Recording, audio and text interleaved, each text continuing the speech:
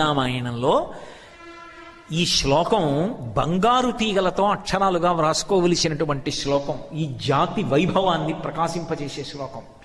క్షమాదానం. అమ్మ, లోకంలో ఆ దానం చేశాం ఈ దానం చేశాం అంటారు, గొప్పదే. అసలు నిజమైన దానం ఏదో తెలుసా? గొప్ప దానాలు చేసిన వ్యక్తిగా కీర్తింపబడేవాడు ఎవడో తెలుసా? మహాదాత అని కీర్తింపబలిచిన వాడు ఓర్పు కలిగినవాడు. తాను కోపాన్ని పొందడానికి కావలసిన శక్తి ఉన్నవాడయ్యుండి అవతల వారిని ఇబ్బంది తన శాపము చేత పెట్టగలిగిన వాడయ్యుండి కూడా అలా చెయ్యకుండా నిగ్రహించుకుని ఓర్పుతో పావు కుబుసాన్ని విడిచిపెట్టినట్టు కోపాన్ని విడిచిపెట్టి నిలబడిన వాడున్నాడే, వాడమ్మా దాత. వాడు చేసిన దానం ఎవరూ చెయ్యరు. ఎందుకని మీరు ఆలోచించండి. వాయువుని వీళ్ళు కానీ శపించారనుకోండి, నువ్వు అంతటా వ్యాపించావని కదా నీకు గర్వం, అందుకు కదా మాతో ఇలా మాట్లాడి ప్రవర్తించావు, నీకు వ్యాపకత్వము లేకుండుగాక అని ఒక మాట అన్నారనుకోండి. ఆ వాయువు చిత్రం ఏమిటంటే, అశరీర శరీరేషు వాయు చలతి పాలయన్ అంటారు రామాయణ ఉత్తరకాండలో. వాయువు శరీరంతో ఉండడం, కానీ అన్ని శరీరములలోకి వాయువు వెళ్ళి పరిపాలన చేస్తాడు. వాయువు లోపల ఉన్నాడనుకోండి, వాయువు లోపలికి వెళ్ళి బయటికి వస్తుంటే ఉన్నాడు ఉన్నాడు ఉన్నాడంటారు. యావత్ పవనో నివసతి దేహే తావత్ పృచ్చతి కుశలంగేహే గతవతి వాయు దేహాపాయే భార్యా బిభ్యతి తస్మిన్ కాయే అంటారు శంకర భగవత్పాదులు. ఊపిరి లోపలికి వెళ్ళి బయటికి వచ్చినంతకాలం అయ్యా బాగున్నారా బాగున్నారా బాగున్నారా అంటారు. లోపలికి వెళ్ళి బయటికి రాకపోయినా, బయటికి వచ్చింది లోపలికి వెళ్ళకపోయినా లేడు వెళ్ళిపోయాడంటారు. శివం అనడానికి ఆధారము వాయువే. ఆ వాయువు లోపల తిరుగుతోంది కాబట్టి చేతులు కాళ్ళు కదులుతాయి. కదులుతున్నాయి కాబట్టి ఆచమనం చేస్తున్నాం, సమయానికి సంధ్యావందనం చేస్తున్నాం. యజ్ఞం చేస్తారు, యాగం చేస్తారు, దేవతలకు హవిస్సులు ఇస్తారు, ధర్మచక్రం నడుస్తోంది, వర్షాలు పడుతున్నాయి. వాయువు అంతటా వ్యాపించి తిరగలేదనుకోండి, కాష్టభూతాని జజ్ఞిరే, సర్వభూతములు కర్రల్లా అయిపోయాయి అనుకోండి. అయిపోతే మంగళప్రదత్వం ఎక్కడుంది? ఇక ఆచమనం ఎలా చేస్తారు, సంధ్యావందనం ఎలా చేస్తారు, అర్ఘ్యం ఎలా ఇస్తారు, యజ్ఞం ఎలా చేస్తారు, యాగం ఎలా చేస్తారు, మాట ఎలా మాట్లాడతారు? ఏముండవు. అందుకే వాళ్ళు మా కోపంతో వాయువుని శపించడం తేలిక, మాకు తపశ్శక్తి ఉంది, కానీ మేము వాయువుకి ఇచ్చిన శాపం వాయువుతో పోదు. మేము వాయువుని ఏమన్నది లోకం బాధ కారణమవుతుంది. అందుకే మేము వాయువు జోలికి వెళ్ళాం, నిగ్రహించుకున్నారు. క్షమ, ఓర్పు పట్టారు. ఇది కదు హనుమ చెప్పారు. ఎవడు ధన్యాస్తే పురుష శ్రేష్టా ఏ బుద్ధ్యా కోపబుద్ధితం నిరుంధంతి మహాత్మానోదిత్తమగ్ని వివంభస. ఎవడికి కోపం వస్తుందో వాడు కోపాన్ని క్షమ, ఓర్పు చేత తట్టుకున్నాడో వాడు ధన్యాత్ముడు, వాడు లోకం కీర్తిస్తుంది వాణ్ణి. వాళ్ళు చిన్నపిల్లలు, కానీ ఎంత పరిణతి వయసుని బట్టి రాదు, నీవు ఎంత పాటించగలవన్న దాన్ని బట్టి వస్తుంది. వాళ్ళు ఎంత ధర్మాన్ని పట్టుకున్నారంటే, వాయువు జోలికెడితే లోకాలు పాడవుతాయి, ఊరుకున్నారు, వదిలిపెట్టేశారు. తాము కష్టపడుతున్నారు, బాధపడుతున్నారు.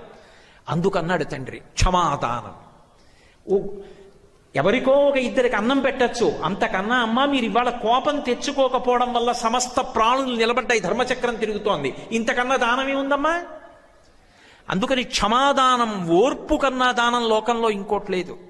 క్షమాదానం, క్షమాయజ్ఞం, ఓర్పుయే యజ్ఞము. లోపల అగ్నిహోత్రం రగిలిపోవలసిన స్థితిలో కూడా చిరునవ్వుతో ఏమీ అనకుండా నిగ్రహించుకొని తన కర్తవ్యం తాను చేసుకుంటూ వెళ్ళిపోతూ ప్రతిస్పందన లేకుండా ఈశ్వరుణ్ణి నమ్ముకుని బ్రతకగలిగినటువంటి స్థైర్యం అంత తేలిగ్గా వచ్చేది కాదు. అది యజ్ఞం. యజ్ఞమునకు కూర్చున్నవాడు ఎంత వైదికంగా, ఎంత పవిత్రంగా, ఎంత దీక్షితుడై ఉంటాడో, కోపం రాకుండా పరిశీలనం చేసుకోవలసిన వాడు కూడా అంతగా ఎప్పటికప్పుడు తనని పరిశీలనం చేసుకుంటాడు. యజ్ఞం చేసేవాడు దీక్షాస్వీకారం చేస్తాడు, దీక్షాస్వీకారం చేస్తే నియమపాలనం చేయాలి. కోపాన్ని పరిశీలనం చేసుకునేవాడు కూడా నియమపాలనం చేస్తూ ఎప్పటికప్పుడు తనని చూసుకుంటూ ఉంటాడు. అంటే క్షమాదానం, క్షమాయజ్ఞం, క్షమా సత్యం హి పుత్రికాహ. ఓ పుత్రికలారా, క్షమయేనమ్మా సత్యం. క్షమ కన్నా దైవం ఇంకా లోకంలో లేరు. సత్యం అంటే ఈశ్వరుడు, మారనిది. అమ్మా, ఈశ్వరుడే ఓర్పు.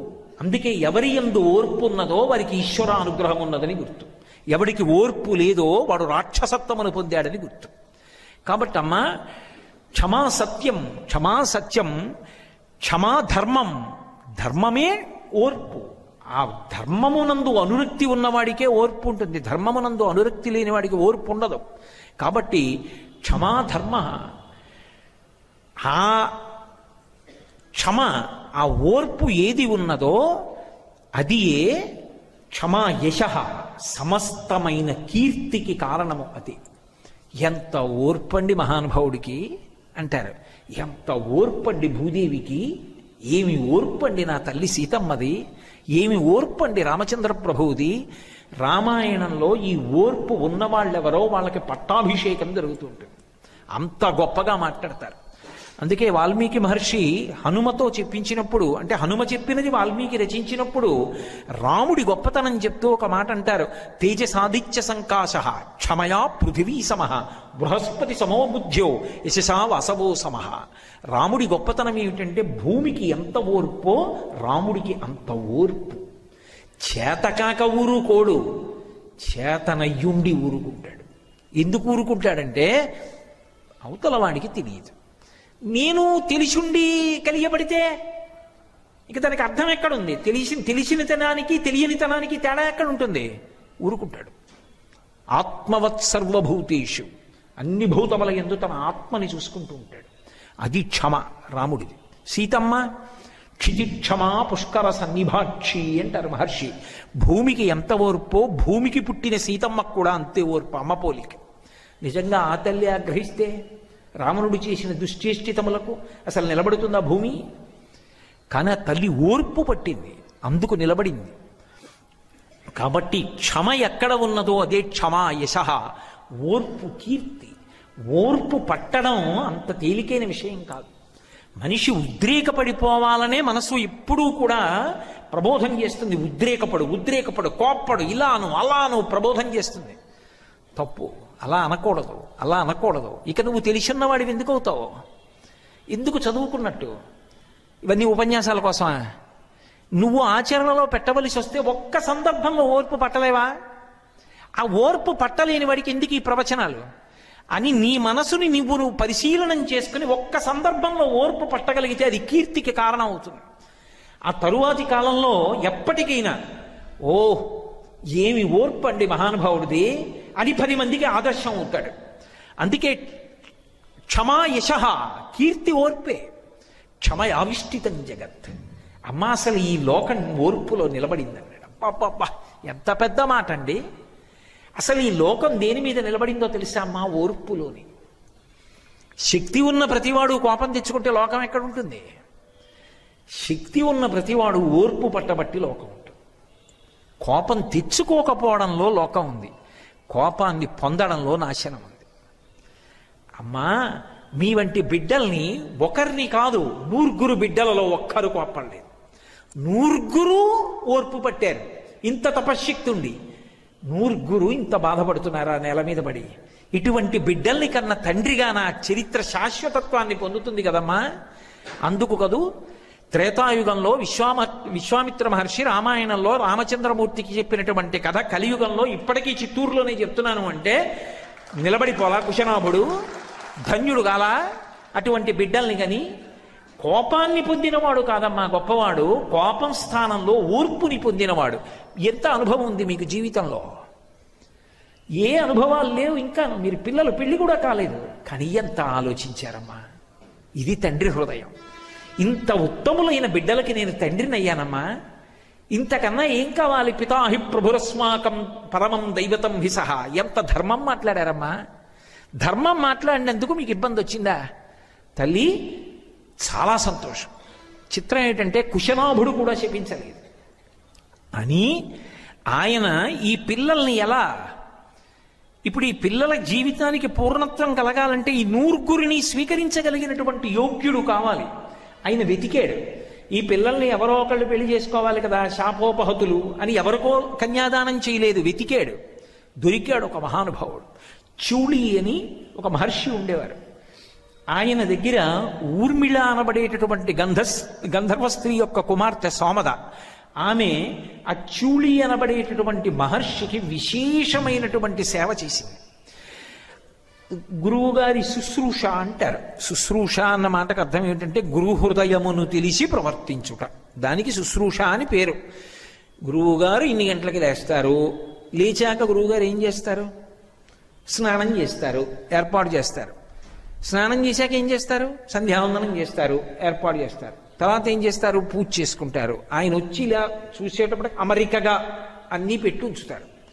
తర్వాత ఏం చేస్తారు? ఏదో తర్వాత చేయవలసిన కార్యక్రమం, దానికి ఏర్పాటు. అంటే ఆయన నోరు విప్పి అడగడు. శిష్యుడు గురువు హృదయంలోకి వెళ్ళి అంతేవాసిత్వం అంటారు. గురువుగారి మనసులోకి చేరి గురువుగారి అవసరాన్ని కనుక్కొని గురువుగారి శరీరము ఖేదపడకుండా ఏర్పాటు చేసి కాపాడుకుంటాడు. అలా ఆయన మనసులో దూరి గురువుగారికి కావలసినవి చేస్తూ ఆయన ప్రసన్నంగా నిలబడడానికి అవకాశం ఇచ్చి ఇంకొంతకాలం బతకడానికి ఏర్పాటు చేస్తాడు శిష్యుడు. ఎందుకని? గురువు శరీరం ఖేదపడిపోయి గురువు శరీరం విడిచిపెట్టేశాడు అనుకోండి, గురువు గారికి వచ్చిన నష్టం ఏంటి? నీ శరీరం కాదని గురువు గారికి తెలుసు, వదిలిపెట్టేస్తాడు. కానీ ఆయన శరీరంలో లేకపోతే చెప్పడానికి నీకు ఎవడు దొరుకుతాడు? అందుకని గురువు శరీరంలో ఉండడానికి శిష్యుడు చూసుకుంటాడు. శుశ్రూష అంటారు దాన్ని. అలా సేవ చేసింది ఆ మహాతల్లి సోమద చూడి మహర్షికి. ఆయన చాలా కాలం తపస్సు చేశాడు, ఈవిడ సేవ చేసింది. ఆయన ఒకనాడు ప్రసన్నుడయ్యాడు. అరే పాపం చాలా కాలం నుంచి ఇలా శుశ్రూష చేస్తోందే అని ఆమెను అడిగాడు, నీకేం కావాలని అడిగాడు. నువ్వు బ్రహ్మర్షివి, మహానుభావుడివి, బ్రహ్మతత్వాన్ని ఎరిగినటువంటి వాడివి, ఇంత గొప్పవాడివి కనుక నాకు ఒక మానసపుత్రుణ్ణి ప్రసాదించు, నీ వంటి బ్రహ్మతేజస్సు కలిగినటువంటి కుమారుణ్ణి నాకు అనుగ్రహించు. చూళి యొక్క మానసపుత్రుడిగా సోమదయందు ఆవిర్భవించాడు. ఆయనకి బ్రహ్మదత్తుడు అని పేరు. ఆ బ్రహ్మదత్తుడు రాజ్య పరిపాలన చేస్తున్నాడు. ఆ బ్రహ్మదత్తుడికి ఈ 100 కన్యల్ని కన్యాదానం చేస్తానన్నాడు. ఎవరు ఒప్పుకోవాలి? సోమద ఒప్పుకోవాలి, అత్తగారు కదూ, మరి బ్రహ్మదత్తుడి యొక్క తల్లి కదూ. ఆవిడ ఈ పిల్లల యొక్క గుణగణములు విని మురిసిపోయింది. ఆ పిల్లలకి గూనుందండి అనలేదు. అబ్బా, ఎంత ధర్మం ఉన్న ఆడపిల్లలు 100, వాళ్ళు నాకు కోడళ్ళు కావాలండి. బ్రహ్మదత్తుడు పాణిగ్రహణం చేయడానికి వచ్చాడు. ఒక్కొక్కరి చెయ్యి తీసి ఆయన చేతిలో పెడుతున్నాడు కుశనాభుడు. ఆయన చేతిలో ఒక్కొక్క ఆడపిల్ల చెయ్యి తగిలేటప్పటికీ వాళ్ళకి యథారూపాలు వచ్చేసాయి. ఆయన తేజస్సటువంటిది. 100 యథారూపాలు పొందారు. సోమద అది గమనించవలసింది రామాయణంలో. కోడళ్ళని పిలిచి, చూసావా మా అబ్బాయి ఎంత మంచివాడో, అటువంటి నా కొడుకు వల్ల కదూ ఇవాళ మీరు మళ్ళీ వికృత రూపాలు పోగొట్టుకున్నారు, మా అబ్బాయి పట్ల మీరు ఎంత జాగ్రత్తగా ఉండాలి అనలేదు. ఇంత గొప్ప కోడళ్ళు 100 వచ్చారని సంతోషంగా స్వాగతం పలికింది. అది అత్తగారంటే. ఇంత మంచి గుణములున్న పిల్ల మాకు కోడళ్ళు అయ్యారు, ఇంకింతకన్నా ఏం కావాలంది. తన కొడుకు గొప్పతనం చెప్పలేదు.